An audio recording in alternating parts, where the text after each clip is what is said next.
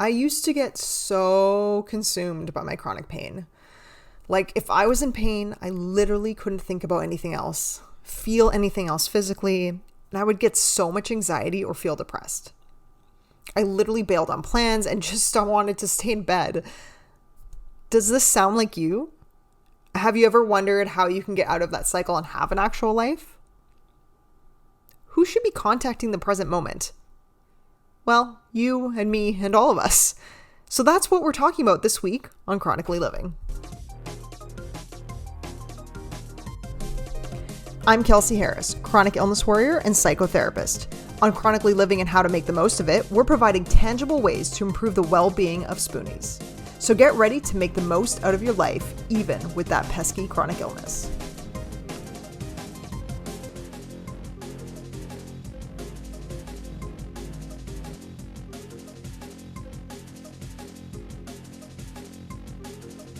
Hey everyone, thanks for tuning in this week. So I wanted to present the acceptance and commitment therapy Hexaflex to all of you over a number of solo episodes because ACT, that's what we call it, is one of those evidence-based treatments for chronic pain that we talked about earlier this season. And if you haven't listened to that episode yet, I recommend doing so right after this one. And also it is an evidence-based treatment for chronic illness and a variety of mental health issues. It was developed by Stephen C. Hayes in the 1980s and was originally designed to treat panic disorder, but now it has a larger evidence base for chronic pain and chronic illness than for anything else.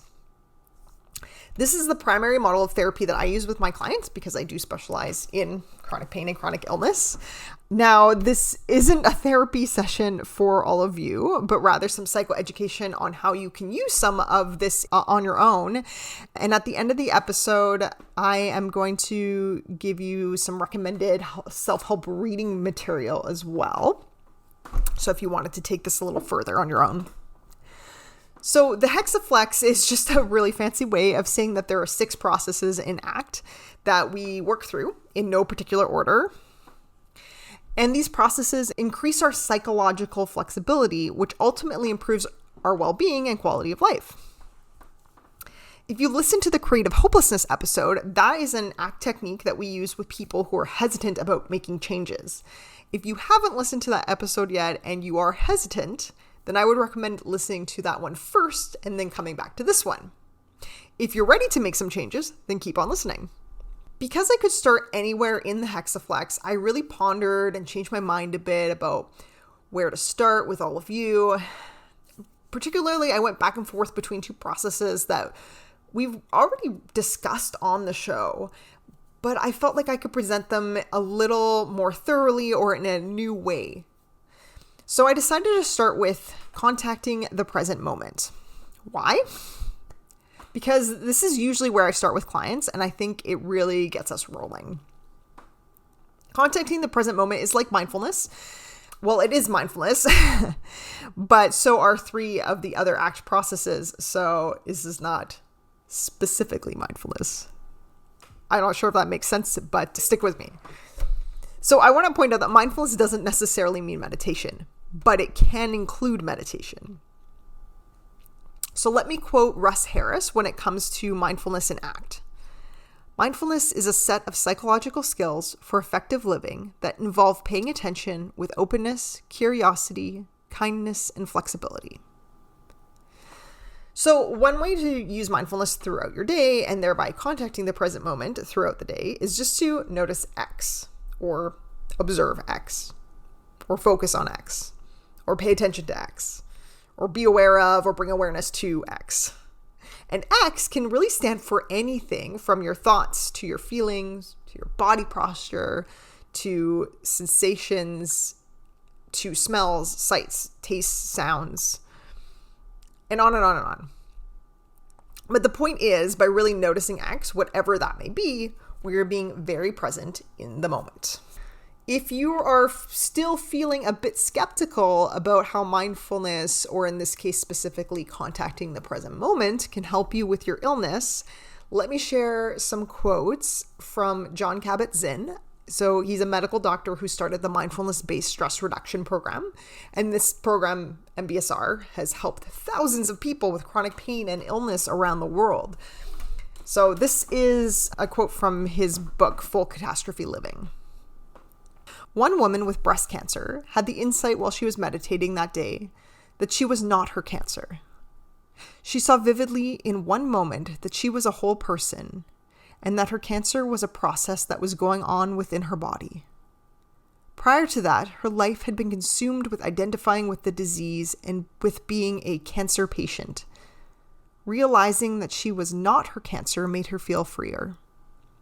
She was able to think more clearly about her life and decided that she could use having cancer as an opportunity to grow and live more fully, for however long she had to live. In making the commitment to live each moment of her life as fully as possible and to use her cancer to help her, rather than showering blame or pity on herself for having it, she was setting the stage for healing, for dissolving the mental boundaries that confined her, for coming to terms with what she was facing. After the break, we're going to talk about dropping the struggle and emotional control strategies.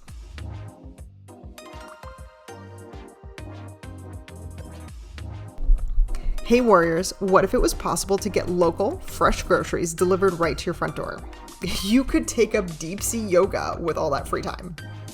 Well, Instacart gives you unlimited grocery delivery for one low monthly fee. This is definitely better than paying for delivery on all those other apps. Forget that one ingredient you needed to make that super healthy smoothie. Instacart can deliver to your front door in as little as an hour. You can shop multiple stores, getting all your favorites on a single order. Instacart even highlights deals so that you can save money. Get all the products you love, hand-selected by shoppers based on your preferences. They'll pick the freshest produce, and they'll keep your eggs safe too.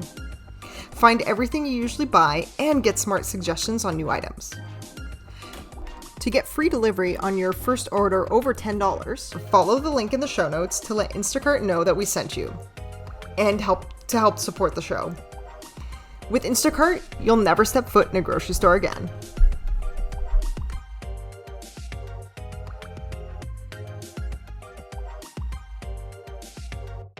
So here's another quote from Full Catastrophe Living.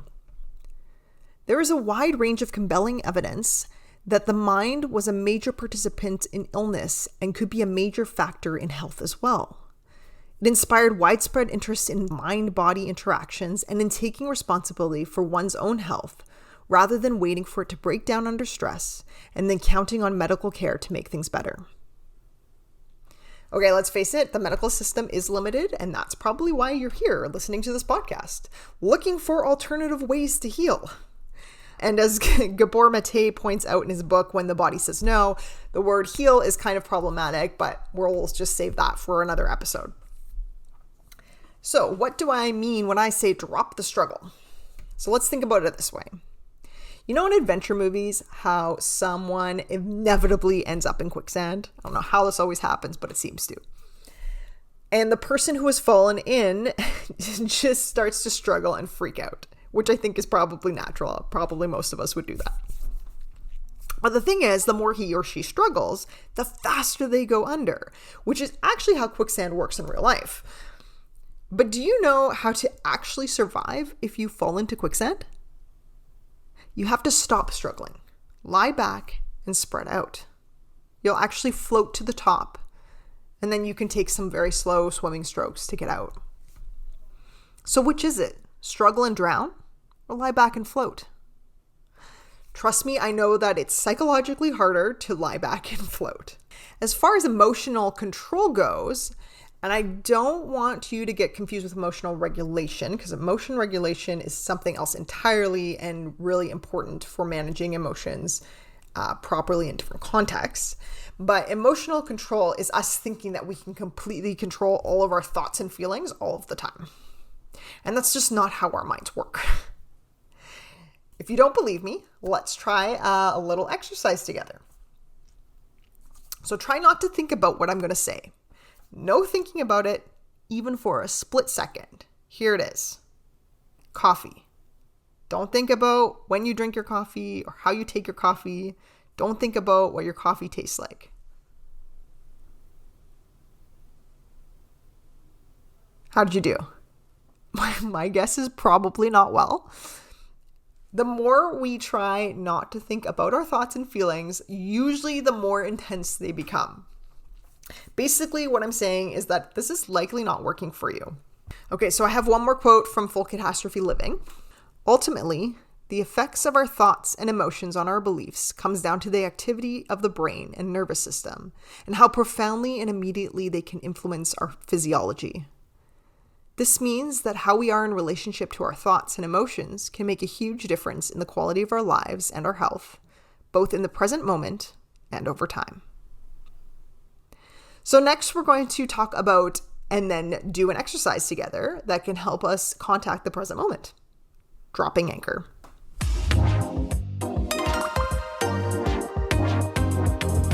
So this is a technique that I usually teach all of my clients in the first or second session. And this includes clients who tell me they don't like mindfulness. So if you're saying to me right now, you're thinking, oh, I don't like mindfulness, I can't do this. No, that's okay. Even the ones who don't like mindfulness seem to like this. So in fact, I've only had one client ever tell me they didn't like it / couldn't do it. And ultimately, I actually had to go back to creative hopelessness with that client. So perhaps that is why, though I'm not going to say that this technique works perfectly for everybody, but a variation of it is used in many therapeutic modalities, and it has been shown to be, in general, a very helpful practice. So this technique helps us really get present in the moment. And I learned it from an ACT textbook by Russ Harris. And by the way, he has a million YouTube videos that I will recommend as well. And he suggests using dropping anchor for emotional dysregulation, hypoarousal, hyperarousal, dissociation, overwhelming emotions, impulsive behavior, compulsive behavior, extreme fusion, which I'll explain in a sec, flashbacks, and panic attacks. And I have used it with clients for most of these reasons. The one most applicable to spoonies is extreme fusion. So fusion basically means that we get hooked by our thoughts, feelings, and sensations, and therefore cannot focus on anything else. Does getting hooked by physical pain or thoughts about your illness or sadness or anxiety about your illness or another physical symptom of your illness sound familiar to you? You literally can't focus on anything else. If it does, then contacting the present moment is something that will definitely be helpful for you. Or I guess I shouldn't say definitely. Probably will be helpful for you. I don't want to make a guarantee here. So why is it called dropping anchor? Let's think of it this way. Imagine that you're on a boat, and this can either be on the ocean or a lake, and you see a big storm coming in. Dark clouds, maybe some thunder off in the distance. And so you head for the harbor, and as you get there, what is the first thing that you are going to do so that your boat doesn't get blown away? Drop anchor. So it's the same with emotional storms. We want to drop anchor so we don't get blown away by our thoughts, feelings, sensations, memories, or urges. So if you are ready and able, let's do it together. Obviously, if you're listening to this in the car, probably not a good idea to practice it right now. But if you're at home, the office, out for a walk even, just take a moment to do this with me. So first, I want you just to acknowledge the difficult thoughts, feelings, and sensations that are showing up for you right now.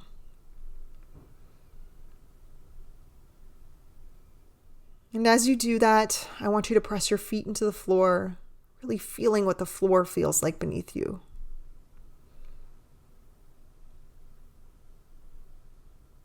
And if you're sitting, I want you just to sit up straight and notice what the chair feels like beneath you.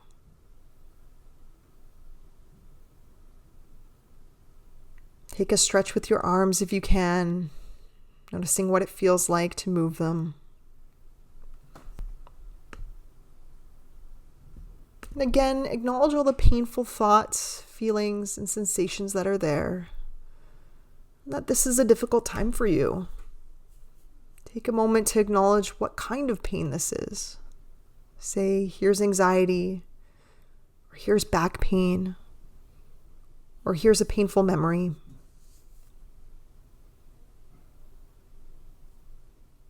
And notice that though all these painful thoughts and feelings and sensations are here, there's a body surrounding them. A body that you can move.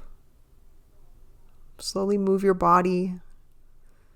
Just notice your body moving and stretching. And again, press your feet into the floor.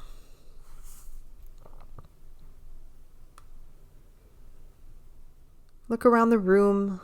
Notice 5 things you can see.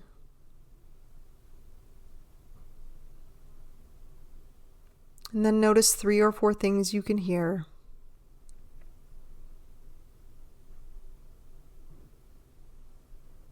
Notice all the difficult thoughts and feelings and sensations that you're struggling with. And also notice the position of your body.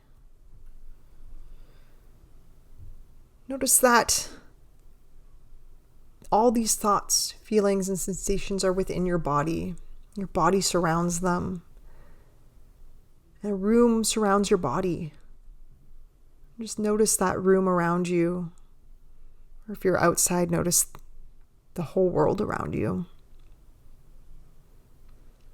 And take a final stretch. Okay, so sometimes we call this a grounding technique. But whether you consider it to be grounding or just getting really present, the benefit is that your experience is far more than the difficult or painful things that you are dealing with. And getting present is just one way we can improve our well-being. I do have a recorded guided version of this on my YouTube channel, which I will link in the show notes as well, if you want to be able to continue to do this on your own. I do recommend practicing it even when you're not feeling distress, because it will make it easier to use when you are. So here's an easy way to remember how to do this. It's the acronym ACE. Acknowledge your inner experience, come back to your body, engage with the world. I think that reflection is really important after this type of exercise as well. So, what did you notice as far as your inner experience goes while you dropped anchor? What are you noticing about your noticing? And what about for this entire episode? What did you notice? What are you noticing about your noticing now? The recommended self-help reading I wanted to tell you about is called The Happiness Trap, and it's by Russ Harris. And it's exactly this kind of stuff, all act-based and meant for self-help. Next week, I have another guest on for you. And the next time I do a solo episode, we'll do another process from the Hexaflex. Until then, keep making the most of it, everyone. Special thanks to Nicole Skira for the original music and to Charity Williams for the original artwork.